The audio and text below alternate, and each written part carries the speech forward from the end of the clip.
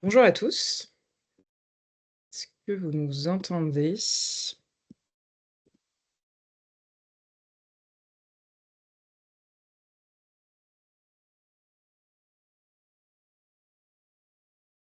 Je vais vérifier. Oui, on nous entend. Super. OK, parfait. Et ben, merci à tous, pour votre temps. On est réunis, aujourd'hui pour, une première masterclass sur la nouvelle expérience, marketing automation. Donc vous avez peut-être, déjà entendu parler. Donc on est ravis de passer ces 30 prochaines minutes, avec vous. Pour ma part, je suis donc Céline, product marketing manager chez Splio, anciennement customer success. Je vois certains de mes clients dans la dans la salle et je suis accompagnée de Natalia qui est, product manager, pardon, en charge de l'expérience, la fameuse nouvelle expérience marketing automation chez Splio, et Christina qui est senior customer success, qui jouera le rôle aujourd'hui de la responsable CRM de la marque PopAd que vous commencez un petit peu à connaître. L'idée, c'est de vous partager certaines des nouveautés de la nouvelle expérience via le cas concret de la marque PopAd. Donc juste un petit mot pour commencer. Aujourd'hui, bon, ça fait un petit moment maintenant, plus de 20 ans que Splio existe, comme vous le savez, pour vous accompagner dans vos projets CRM et data, pour vous aider à exploiter de manière intuitive et surtout intelligente l'ensemble de vos données, pour évidemment mettre en place des expériences personnalisées avec vos clients et surtout dégager toujours plus de ROI. La bonne nouvelle du coup sur cette fin d'année, c'est qu'on a lancé donc une nouvelle interface marketing automation qui est disponible dès maintenant et qui va vous permettre de vous offrir un certain nombre de bénéfices. Donc je vais juste partager mon écran, ça sera plus sympa quand même avec quelques slides. Est-ce que c'est bon? Ouais, Oui. OK, super. Donc l'idée de cette nouvelle expérience, c'est de vous permettre, si on synthétise un petit peu, de vous permettre de développer l'engagement, à travers du coup des parcours multicanaux, aussi bien pour vos clients, que vos prospects, avec des parcours qui soient beaucoup plus, simplifiés. On va le voir juste après. Vous permettre de gagner en pertinence dans les messages, qui sont transmis, vous permettre de limiter le churn et les coûts, en réduisant le nombre de messages, reçus. Vous permettre d'améliorer la productivité. Ce point-là, on aurait pu le mettre encore plus gros parce qu'on se rend bien compte dans les échanges qu'on a avec certains d'entre vous qu'effectivement, c'est un point qui est de plus en plus stratégique. Le fait de vous aider à mieux mesurer aussi le ROI de vos actions CRM et puis vous aider à augmenter la créativité de vos différentes campagnes grâce notamment à l'IA. Donc cette nouvelle expérience, ce qui est important aussi à garder en tête, c'est qu'elle est basée sur un nouveau socle technologique, basé sur des technologies de pointe. Et donc il y a vraiment un avant-après, technologique qui sera un peu plus transparent pour vous, mais qui est important à garder en tête, puisque c'est à travers ce nouveau socle technologie, qu'on a la possibilité aujourd'hui de vous présenter, certaines, nouvelles fonctionnalités. Mais j'ai envie de dire, c'est aussi que le début, puisque l'idée, c'est que ça va nous permettre de pouvoir développer beaucoup plus rapidement tout ce qu'on a comme ambition de développement pour vous. Donc, on vous a remis certaines nouvelles fonctionnalités qui sont déjà disponibles. Donc, il y a notamment des éléments sur la partie campagne avec un module de gestion de la pression marketing qu'on aura l'occasion de voir juste après. Des éléments aussi sur la partie email builder et formulaire. Je vais pas trop me focus sur ce sujet aujourd'hui puisqu'on aura l'occasion de faire une masterclass dédiée le 24 octobre sur ce sujet.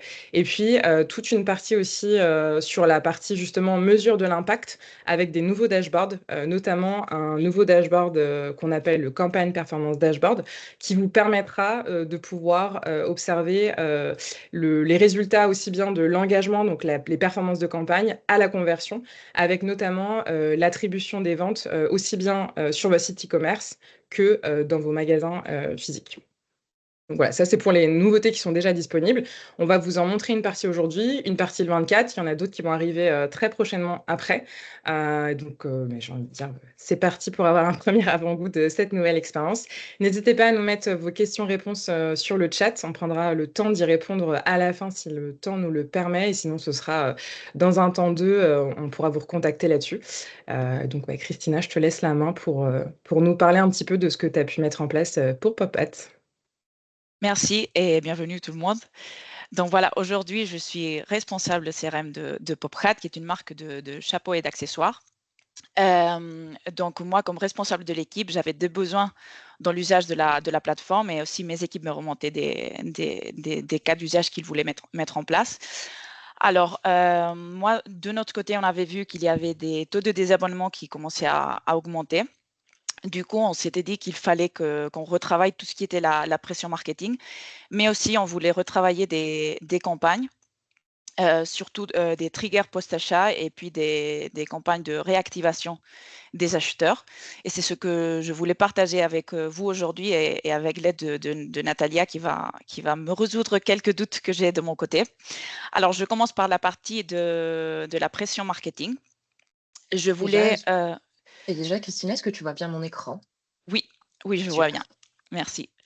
Donc voilà, c'est l'univers PopCap dans ce cas-là qu'on vous partage. Je voulais mettre en place des règles en limitant les communications à un maximum 2 messages par semaine, tous canaux confondus, et notamment la réception des SMS à 1 par mois, puisque c'est un canal un peu plus cher. Donc voilà le paramétrage que j'avais fait moi de mon côté. Mais c'est vrai qu'en pensant à ma prochaine newsletter qui est pour le Black Friday, je veux bien communiquer à tout le monde et je veux exclure cette campagne-là de la pression marketing générale de l'univers. Est-ce que tu pourrais m'expliquer, Natalia, comment je pourrais faire dans ce Bien cas sûr, concret? Christina. Bien sûr. Alors, c'est complètement possible de pouvoir exclure une campagne en particulier. Je vais me focaliser un peu plus sur les paramètres que tu as fait au niveau de la pression marketing. Donc, OK, donc on a dit deux messages par semaine, tout canal confondu. Et du coup, une fois par mois pour l'SMS, vu que c'est un canal un peu coûteux. Après, juste pour information, on peut aussi limiter à la journée si besoin, en ajoutant par exemple une limite au niveau de l'email à une fois par jour ou 2 fois par jour, etc. si besoin. Après, on a un petit onglet qui s'appelle exclusion, donc qui est fait spécifiquement pour pouvoir exclure des campagnes automatiques. Donc on peut exclure aussi certaines campagnes, un type de campagne ou bien à la campagne, comme on fera avec la newsletter tout à l'heure. Mais juste pour information, donc par défaut, ce qu'on recommande, c'est de pouvoir exclure toutes les campagnes trigger, donc événementielles, basées sur une action qui est faite par le contact, par défaut de la pression marketing, vu que le contact s'attend à recevoir une communication de notre part. Donc, dans le cas d'un achat, dans le cas d'une souscription à une liste, etc. Alors, pour répondre à ton besoin, Christina, je vais partir sur les campagnes one-shot. Hop. On a retravaillé un peu l'interface comme vous voyez ici. On a deux onglets, la vue liste et la vue calendrier qu'on verra tout à l'heure. Et je vais créer une nouvelle campagne. Donc, dans ce cas, qui sera ma newsletter. Hop. Et comme vous pouvez le voir, on a un petit toggle pour pouvoir exclure cette campagne des règles de pression marketing. C'est-à-dire, peu importe les règles qu'on avait paramétrées auparavant, si je me dis que cette campagne est hyper importante à envoyer à tout le monde, je peux l'exclure de mes règles de pression marketing. Comme ça, elle sera envoyée à tous mes contacts. OK, c'est top et très facile du coup. Alors maintenant, en pensant aux autres campagnes que je voulais mettre en place, je pense aussi à une campagne, dans ce cas one shot, Mhm. hem, mais adressée aux clients acheteurs de chapeaux des 6 derniers mois. Est-ce OK, que tu pourrais me montrer un peu le parcours de la création de la campagne one shot? bien sûr. Alors, on va renommer chapeau, opération chapeau. Ah. C'est plus marrant. Donc, je vais continuer sur cet exemple de campagne, donc ma newsletter Opération Chapeau. Je clique sur Suivant et je suis redirigée sur le builder pour pouvoir personnaliser ma campagne. Donc, sur la partie One Shot, tout est sauvegardé automatiquement maintenant. On a vraiment créé une même expérience sur la partie, que sur la partie Automation et sur la partie Designer aussi, où il y aura où il y a d'ores et déjà enfin, sur la nouvelle expérience, une sauvegarde automatique qu'on pourra voir dans une prochaine masterclass. Pour personnaliser mon parcours, donc je choisis mon point de départ et dans ce cas, ce sont mes acheteurs des 6 derniers mois, donc opération chapeau. On avait déjà créé ce filtre auparavant.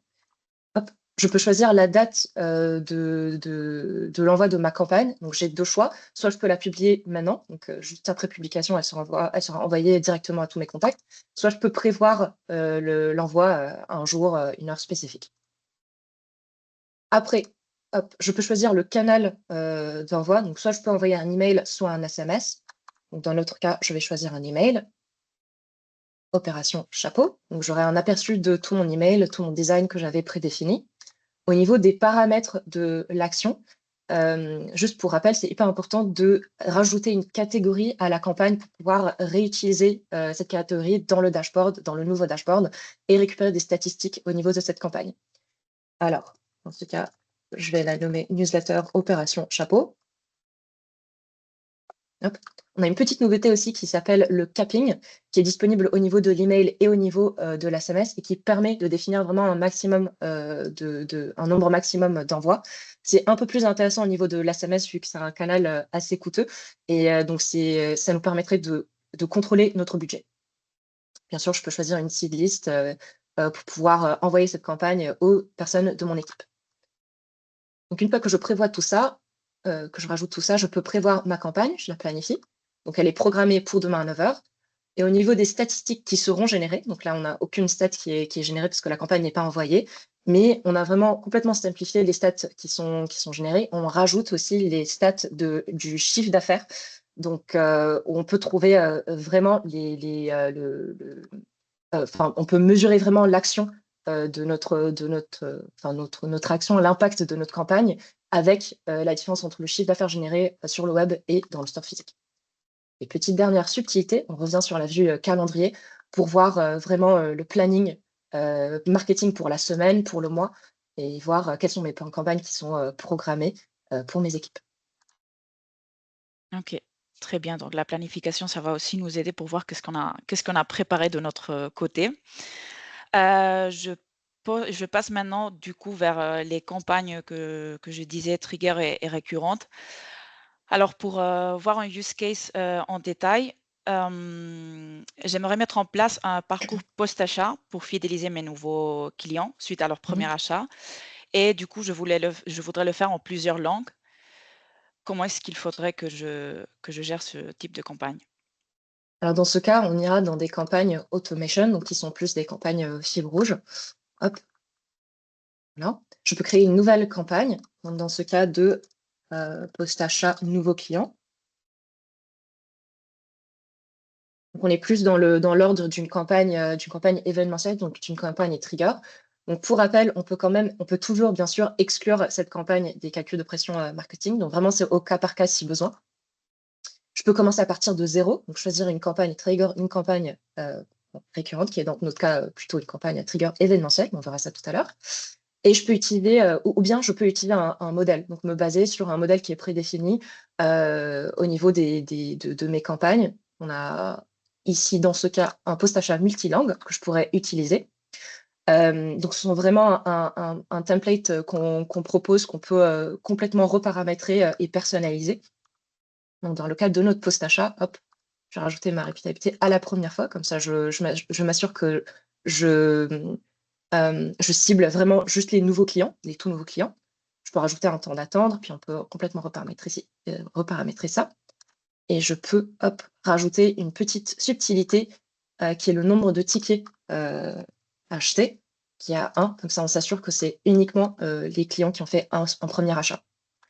Donc après, pour la partie multilangue, je peux vraiment complètement personnaliser mon parcours en rajoutant plusieurs branches avec une langue par branche, donc le français, l'espagnol, l'italien et une autre langue si besoin, et vraiment rajouter un design par langue pour pouvoir avoir une langue et paramétrer le tout dans cette même une campagne et paramétrer le tout dans cette même campagne. Je vais y arriver.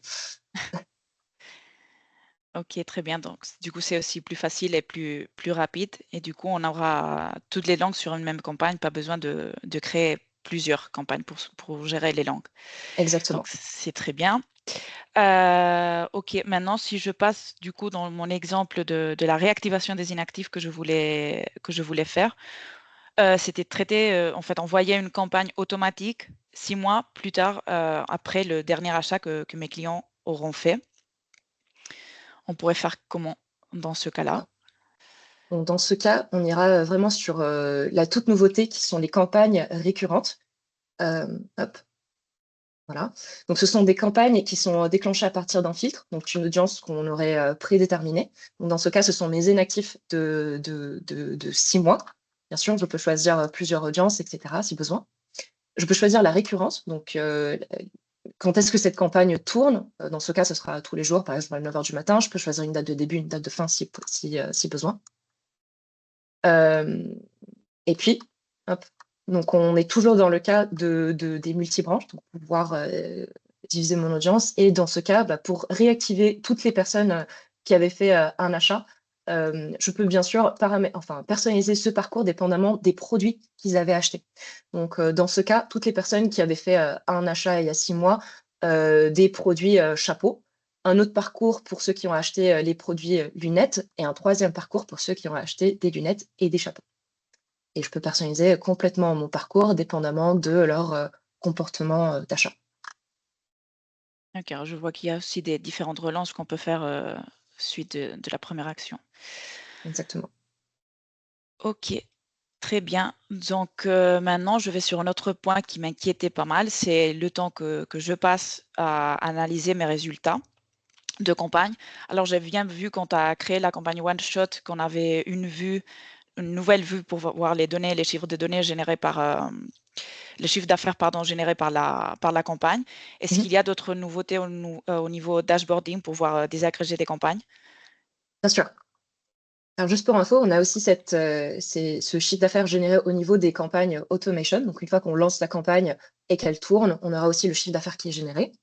Après, au niveau du Campaign Performance Dashboard, donc c'est la toute dernière nouveauté qui a été conçue vraiment pour nous aider à évaluer les performances de des campagnes qui ont été envoyées.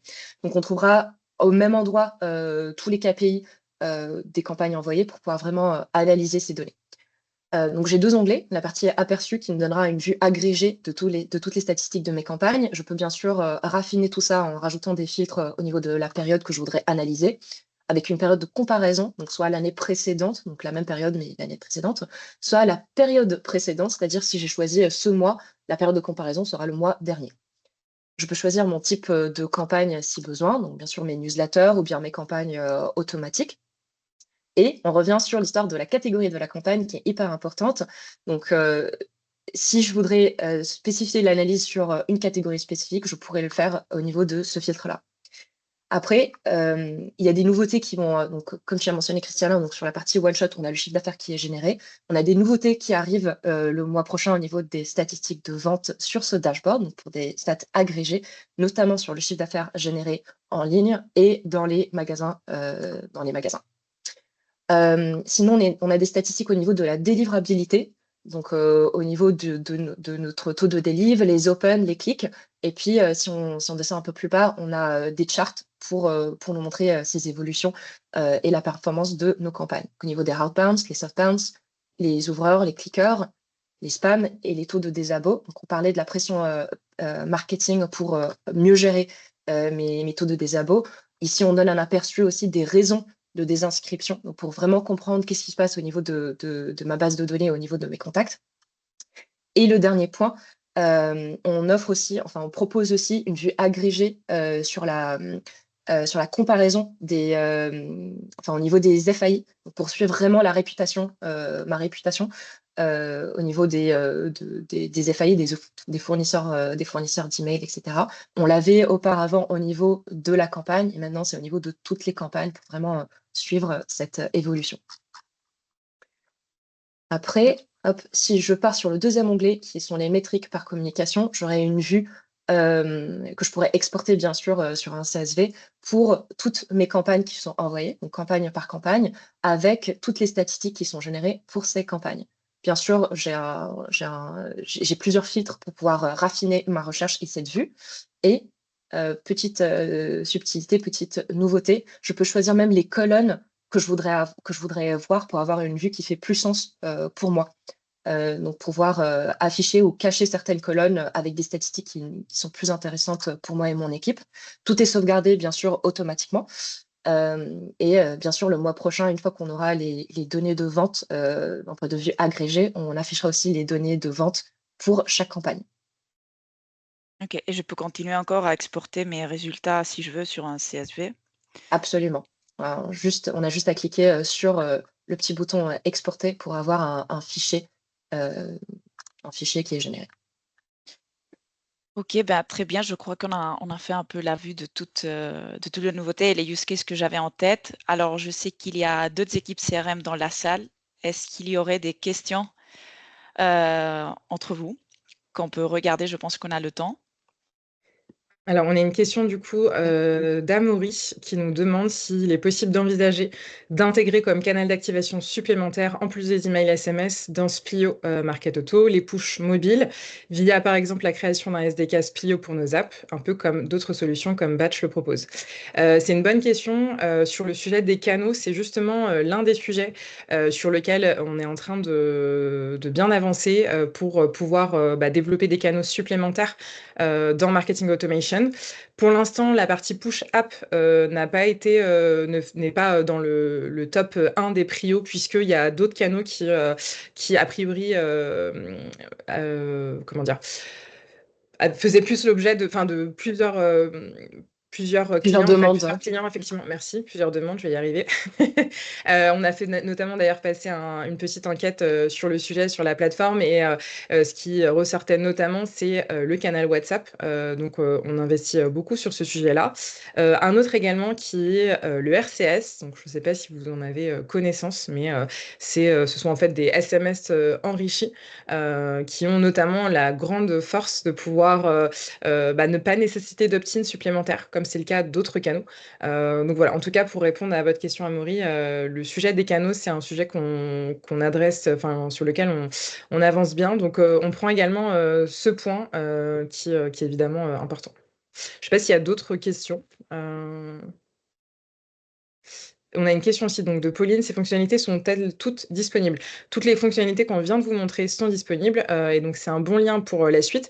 Aujourd'hui, en gros, on a on a déjà plusieurs clients qui sont live et qui utilisent déjà cette nouvelle interface. Donc, comme on l'expliquait, il y a tout un sujet un peu back qui est un peu transparent pour vous avec ce nouveau socle technologique.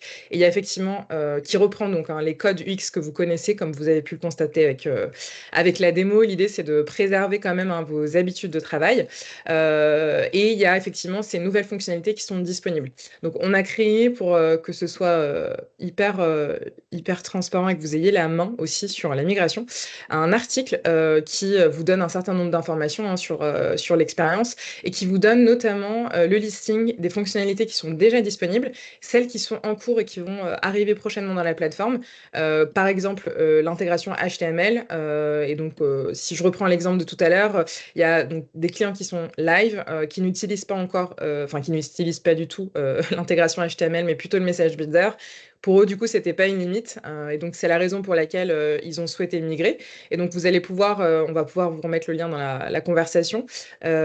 Finalement, en toute autonomie, vous inscrire via le petit bouton qui est juste ici et qui va vous permettre de pouvoir accéder à cette nouvelle interface.